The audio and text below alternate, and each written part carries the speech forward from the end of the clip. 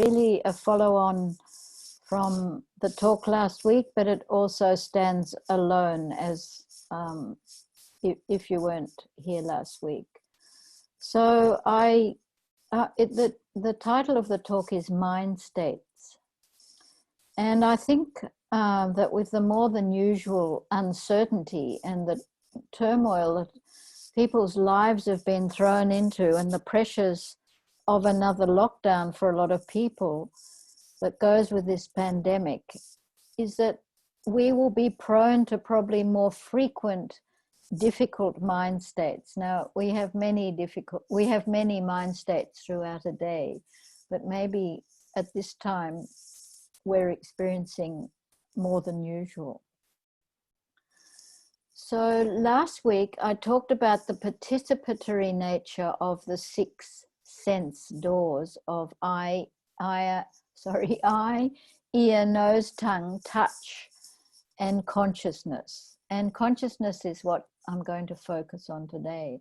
So just to recap a bit from last week's talk, when the moment of a sense connection is not fractured by bringing thoughts of self or thoughts of labeling the experience, such as I am hearing a bird, which when we look at it closely can be broken down into me plus hearing plus bird. So fractured into 3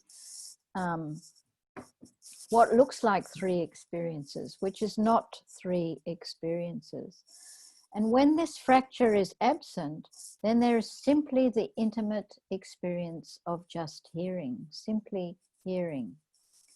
And at all the sense doors, without that fracture that is put there by the thinking mind, there is a deep intimacy with life. But this is very easily missed in the delusion of the unexamined sense of a separate and ongoing self. And so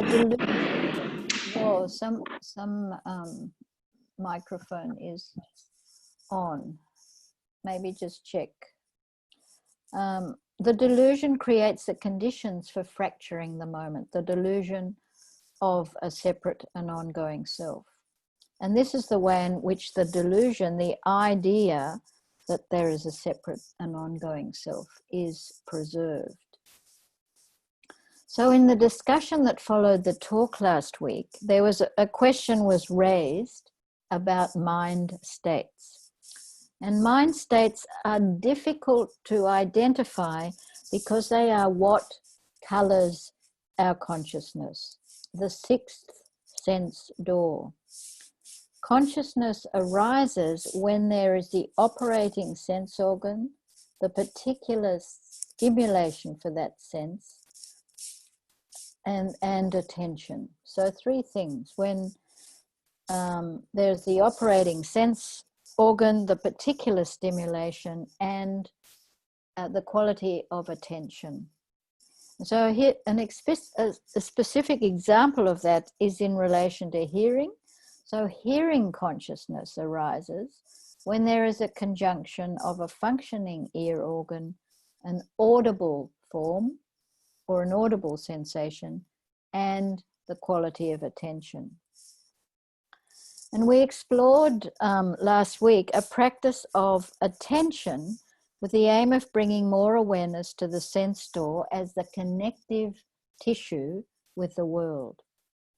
A realization that reduces our constructed sense of isolation and separateness, and is a fundamental realization of awakening where this delusion and separation drops away. And there is also the cessation of attachment and aversion.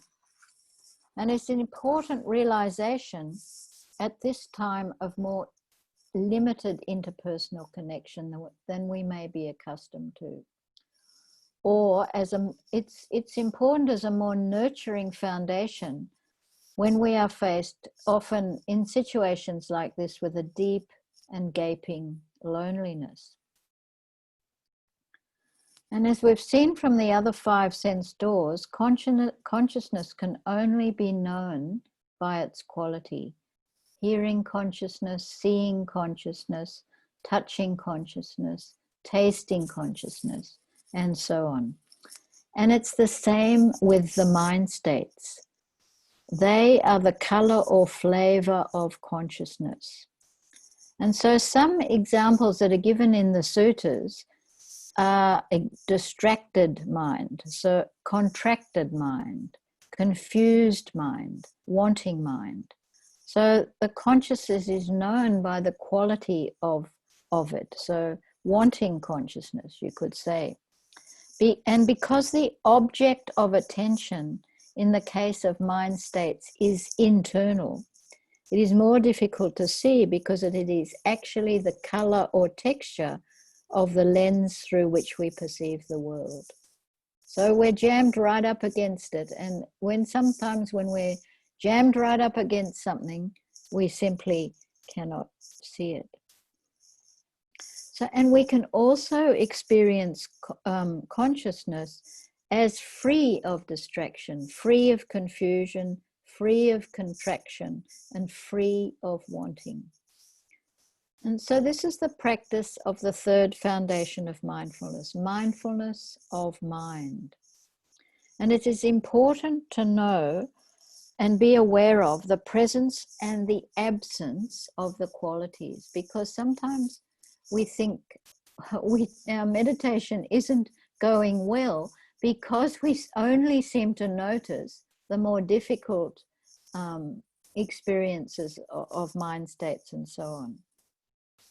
So where there is attention given to the absence of what we might call a difficult quality, we can notice the ease and well-being that arises in that absence.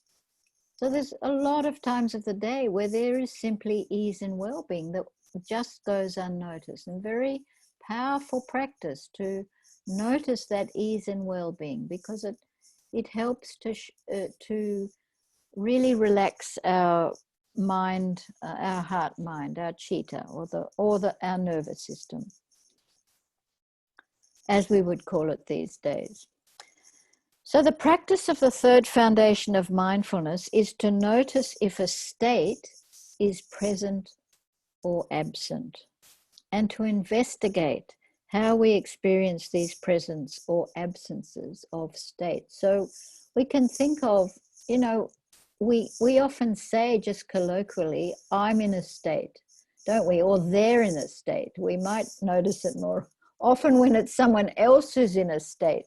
But what we want to notice is when we are in a state. And sometimes these states are so familiar and so long-term, we've had them so long-term in our lives that we don't notice them. So one of the ways that we can start to notice, and I use it in the guided meditation, is to ask ourselves, and you can ask this frequently during the day, how am I? So just if you're listening, as you're listening to me talking, you might just drop that question in, not having to make it a big analysis, but just let it emerge in your awareness. How are you? Not with the aim of fixing it or making it different or making it go away or keeping it there if it's a very pleasant state of being, just to direct your attention towards the quality of your consciousness.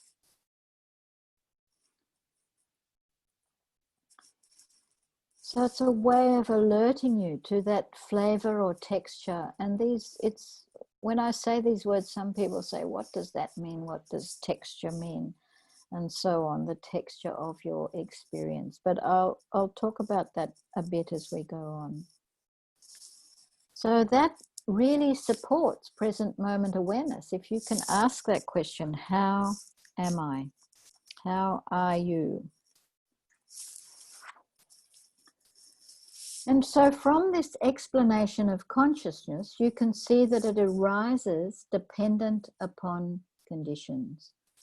And hearing, as I've already discussed, needs the conditions of a functioning ear organ an audible form, and attention.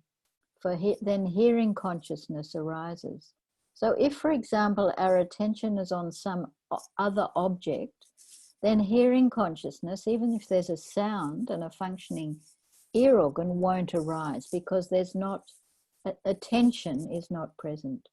So we may not be aware of the sounds around us when our attention is focused on reading, perhaps, or you're in a very, you're listening to another sound of someone talking in a conversation and so on. So consciousness arises also dependent on conditions. So you can see how you can take the self out of it. It's not me that's making this happen. It is happening dependent upon conditions. So to say it in another way, mind states require the conjunction, not to say that, to go on to mind states, they require the conjunction of thoughts, feelings, as in Vedana, like pleasant, unpleasant, or neither, sensations, and consciousness. So you can see a particular quality of consciousness that you may be experiencing is dependently arisen. It depends on the presence of thoughts, feelings, sensations, and consciousness. So mind states frequently invite thoughts of judgment, aversion, desire for escape from them, and fear, and many other thoughts. And one such thought, which was raised last week, was a judgment of stuckness. And I hear that quite a lot, and you probably, hear it in each other's conversations. I feel stuck. It's a very common thought in relation to what we're finding as an unpleasant state of mind. So if we're hearing ourselves say, I feel stuck, it's a good reminder that we are identifying with the mind state and we're in battle with it. We're caught up in the mind state and we're fighting it. And sometimes if the mind state is familiar, frequent, and unpleasant, the identification and the battle with it can reach epic proportions. I'm sure many of you have experienced battles, internal battles of epic and mythic proportions. So it's really good to start to not to have to do that over and over and over again. So the 5 hindrances, which you're probably familiar with, is a list of universal mind states. They are desire, ill will, sloth and torpor, restlessness, and skeptical doubt. And they're called hindrances because they hinder clear seeing and they hinder ease and well-being. But just because they're called hindrances is not a reason to judge them. And so what we're avoiding is getting into a judgment of a state of mind, because it only adds layers of difficulty to the situation, layers of suffering to the mind state. So the practice with working with mind states is to simply observe the mind, whether it's a hindrance or an absence of a hindrance. So as I said, it's more difficult to notice the absence of a hindrance because we tend to focus on the difficult.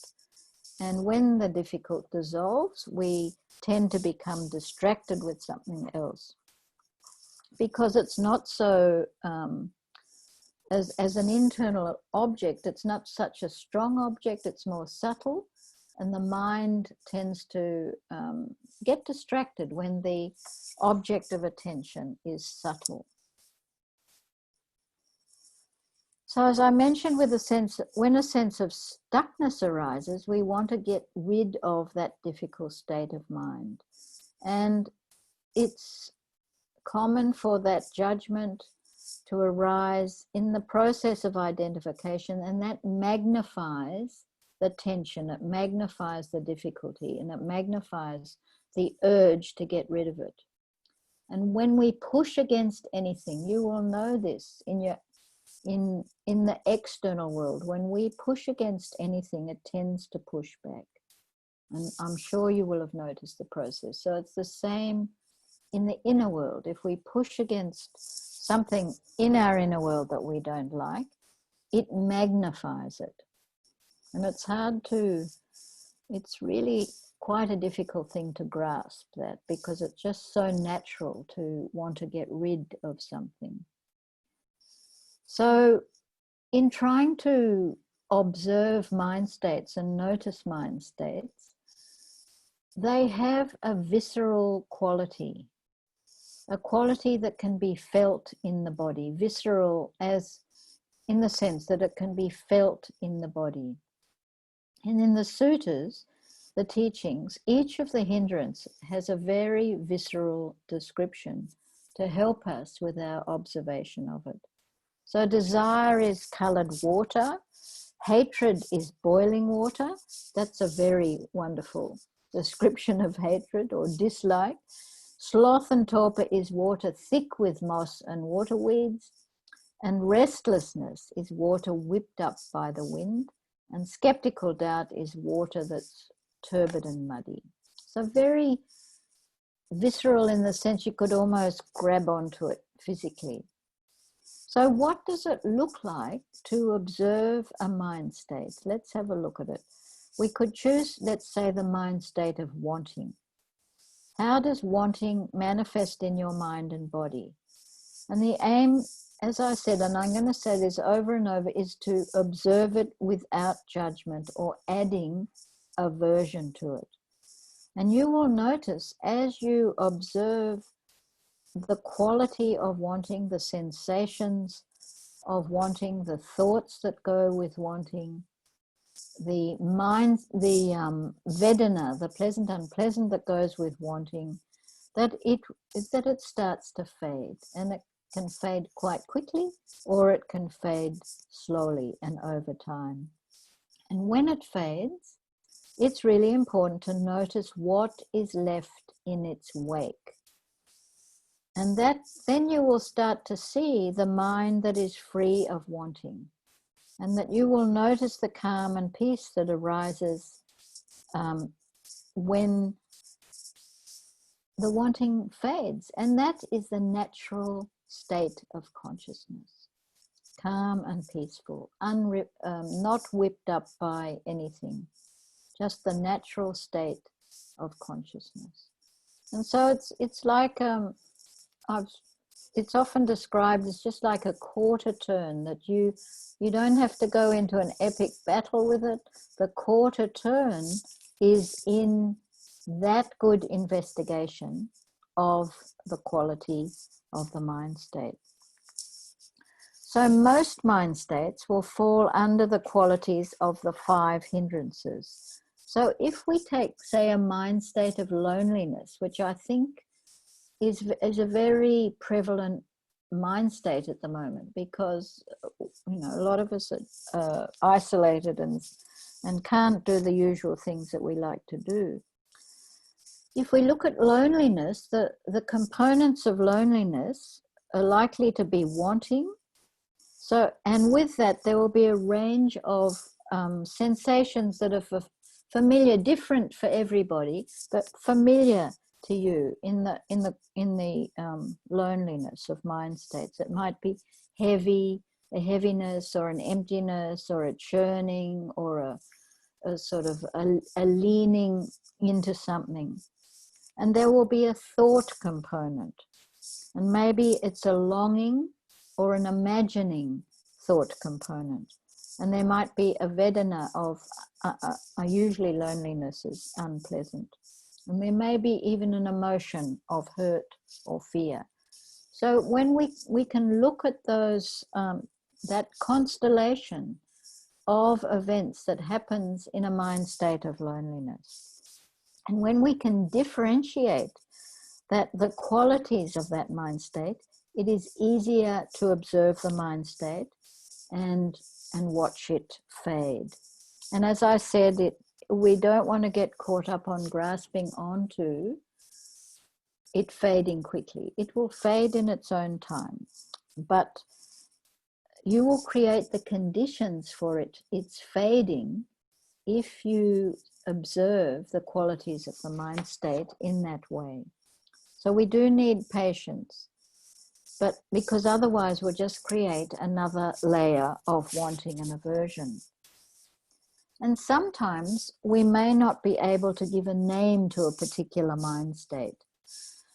So even without a name for that mind state, we can still observe the qualities of thought, feeling, sensation that may be present.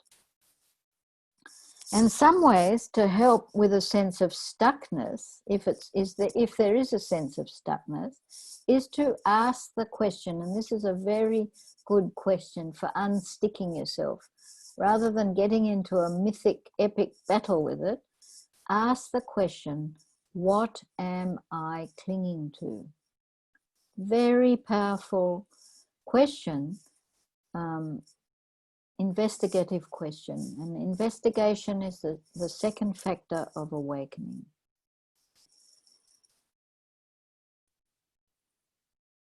Very powerful factor in waking up into the present moment. And this question can also bring insight into the distress or the suffering that arises when clinging is present. So I'm going to ask you the question, when a mind state arises, how is each one of you going to remember to ask the investigative question, what am I clinging to? And that's another little investigation for each one of you. How are you going to remember for yourselves to ask that question? And the other question that I raised in this talk is to ask yourself frequently in the day, how am I? And if there's a sense of difficulty and not a sense of ease and well-being, then the question, what am I clinging to? Very powerful questions for release into ease and well-being. So today, it was a lovely sunny day. The sky was really blue. And I was sitting on my veranda eating my lunch, looking at the sky and thinking about this talk. And there were some really beautiful clouds moving across the sky. So it's a useful reflection. When you see clouds, this is another thing that you can do in your day. When you see clouds moving across the sky, to remember that the clouds are not blocking the sky. They are being revealed by the sky. The clouds are not blocking the sky, they are being revealed by the sky. And if you keep noticing this in the natural world, you may remember to notice that mind states in the same way. That mind states are not blocking the light of awareness. Mind states are revealed by the light of awareness.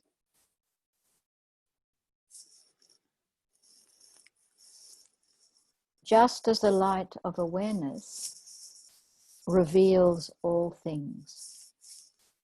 So that's just another thing that is being revealed by the light of awareness. We do not have to identify with it and then go into battle with it. So may you be safe and protected.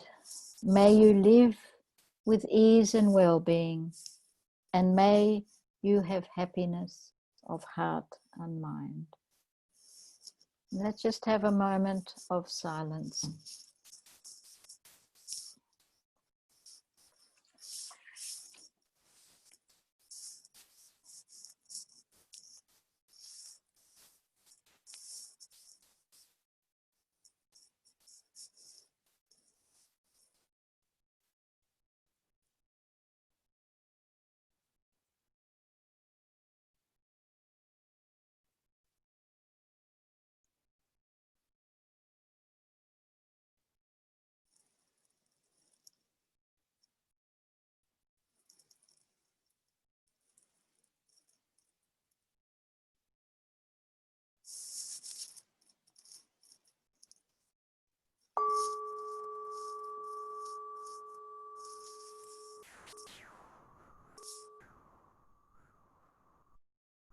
So thank you